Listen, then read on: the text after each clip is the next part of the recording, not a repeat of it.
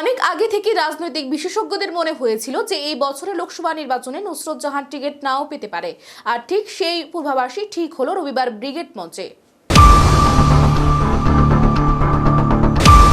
24 লোকসভাতে তৃণমূলের টিকিট পেলেন না নুসরত। তৃণমূলের ব্রিগেড গর্জনের মঞ্চ থেকে অভিষেক বন্দ্যোপাধ্যায় ঘোষণা করেন বসিরহাট কেন্দ্রের প্রার্থীর নাম, কিন্তু তারপর থেকে নুসরতের আর কোনো সারা শব্দ পাওয়া যায়নি।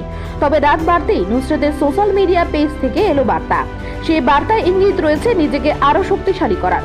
বেশ কিছু মাস ধরে নুসরত জাহানকে নিয়ে রাজ্য রাজনীতি তোলপাড় হয়। সন্দেশখালীতে একের পর এক ঘটনা হয়ে যাওয়ার পরও কোনো সাংসদ হিসেবে নুসরত একেবারের জন্য সেখানে গেলেন না। তা নিয়ে একাধিকবার প্রশ্নের মুখে পড়তে হয় তাকে।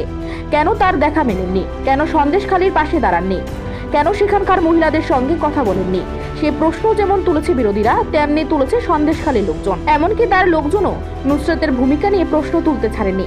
নুসরত যদিও বারবার এই কথাই বলেছেন যে তিনি দলের নির্দেশই কাজ করছেন। কারণ যাই হোক না কেন, নুসরতকে এই বছর তৃণমূলের প্রার্থী করা হলো না, এটা সত্যিই ঘটনা। নুসরতকে এই দিন ব্রিগেডের মঞ্চেও দেখা যায়নি। টিকিট না পাওয়ার পরেই ছিলেন চুপ, ফোনেও পাওয়া যায়নি তাকে। তবে রাত বাড়তেই নিজের ইনস্টাগ্রামে একটি স্টোরি পোস্ট করলেন অভিনেত্রী।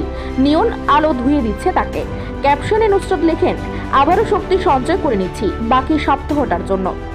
ব্যাস, আর কিছু লেখেননি নুসরত। প্রসঙ্গত সন্দেশখালী কাণ্ডের নাম উঠে আসে এলাকার বেতাজ বাদশাহ শেখ শাহজাহানের নাম।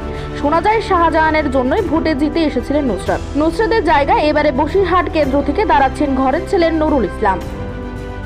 নিজস্ব প্রতিনিধি রিপোর্ট, এশিয়ান টাইমস।